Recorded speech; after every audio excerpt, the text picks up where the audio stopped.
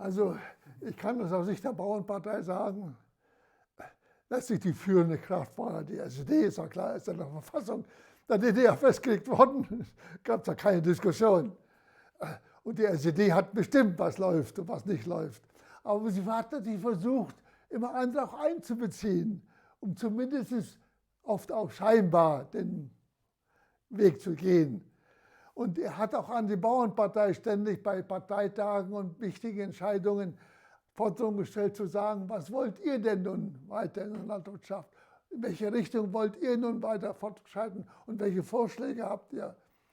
Und wir haben deshalb, ich war ja Mitglied des Parteivorstandes der Bauernpartei, wir haben dann immer auch unsere Vorschläge aufgeschrieben, immer auch an die SED weitergegeben. Naja, im Prinzip ist dann aber immer entscheidend gewesen, was der SED wollte, ist klar.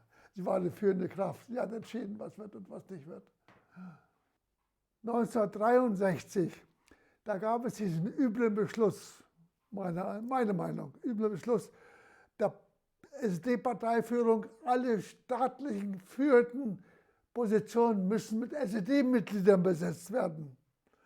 Und damals wurde dann der Landwirtschaftsminister wieder mit SED-Mitglied besetzt. Und dann waren alles dann SED-Mitglieder wieder. Und dann wurde ich erst wieder DD-Mitglied. Ja. Hans Modrow als designierter, damals Ministerpräsident, hat gesagt, an alle Parteien, damals Blockparteien, die Frage gestellt, ihr müsst mitmachen. Wir wollen eine Partei der gemeinschaftlichen Arbeit sichern. Und die stellte Minister für Landwirtschaft wieder. Ja, und damit kam das so. Die anderen Blockparteien hatten Partner in der BRD.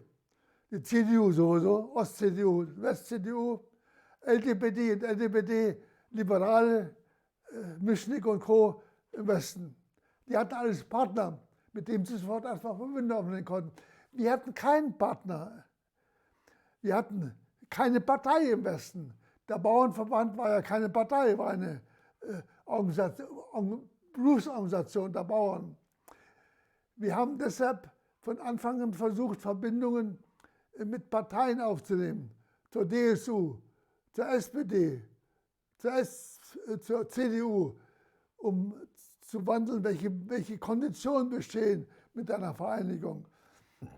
Es gab viele Diskussionen, ich habe teilweise mit teilgenommen an diesen Beratungen. Und dann kam es am 15. oder 16. Juni 1990 zu einer Parteivorstandssitzung zur Entscheidung, mit welcher Partei nehmen wir konkrete Verbindungen auf.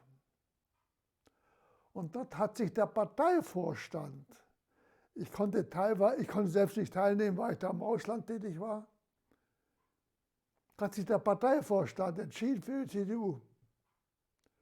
Ich halte das für eine Fehlkonstruktion. Ein Parteivorstand kann keine Entscheidung fällen. Es hätte ein Sonderparteitag erfolgen müssen und der Sonderparteitag hätte eine solche Entscheidung fällen müssen. Aber in der damaligen Zeit war dann vieles möglich. Und der Parteivorstand hat sich dann mehrheitlich für eine solche Sache entschieden.